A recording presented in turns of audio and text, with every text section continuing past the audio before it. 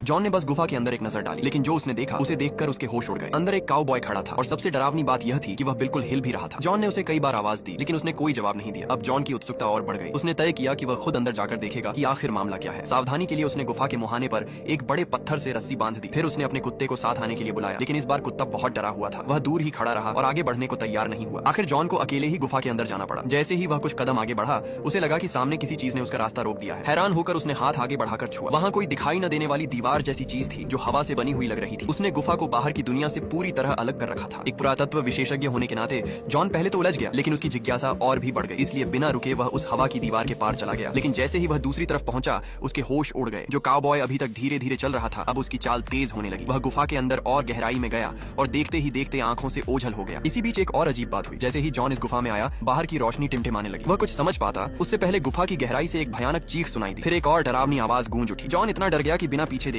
पूरी ताकत से गुफा के बाहर भागा, लेकिन बाहर निकलते ही वह बिल्कुल सन्न रह गया। जब वह अंदर गया था तब दोपहर थी। उसे अंदर गए मुश्किल से 2 मिनट हुए थे, लेकिन बाहर पूरी तरह रात हो चुकी थी। उसका कुत्ता भी कहीं दिखाई नहीं दे रहा था। सिर्फ यही नहीं, आसपास का पूरा इलाका भी बदल चुका था। ऐसा लग रहा था जैसे यहाँ कई दशक बीत चुके हों। जॉन तुरंत अपनी कार की तरफ भागा, लेकिन उसकी कार भी पूरी तरह खराब हो चुकी थी। उसके ऊपर घास और बेलें उगाई थी। उसने जल्दी से कार स्टार्ट करने की कोशिश की, लेकिन बैटरी तो पहले ही फट चुकी थी। तभी उसकी नजर अपने वर्क आईडी कार्ड पर पड़ी। वह भी इतना पुराना हो चुका था कि जंग और समय की वजह से उसका रंग उड़ने लगा था। इन सब चीजों को देखकर ऐसा लग रहा था जैसे यहाँ सैकड़ों साल बीत चुके हों। अब जॉन आसपास कोई सुराग ढूंढने लगा। तभी उसे पास में एक और कार दिखाई दी। कार खाली थी। उसने सोचा कि इसकी बैटरी निकालकर अपनी कार में लगा देगा, लेकिन पास जाकर देखा तो वह कार भी पूरी तरह खराब हो चुकी थी। जॉन को अच्छी तरह याद था कि जब वह यहाँ आया था तब यह कार यहाँ नहीं थी। तभी कार के अंदर रखे एक बैग पर उसकी नजर पड़ी। यह उसके स्टूडेंट निक का बैग था। अब जाकर जॉन को पूरी बात समझ आई। उसे लगा कि जब वह गुफा में गया और वापस नहीं आया तो उसे ढूंढते हुए उसके स्टूडेंट्स भी यहाँ पहुंचे होंगे और शायद वे भी गुफा के अंदर चले गए। यह सोचकर जॉन फिर से गुफा की तरफ लौट गया। इस बार रास्ता याद रखने के लिए वह चलते चलते जमीन पर ग्लो स्टिक फेंकता जा रहा था ताकि लौटते समय बाहर आने का रास्ता मिल सके। लेकिन जैसे ही उसने हवा की उस दीवार को पार किया, एक अजीब नजारा उसके सामने था। जो ग्लो स्टिक उसने जमीन पर फेंकी थी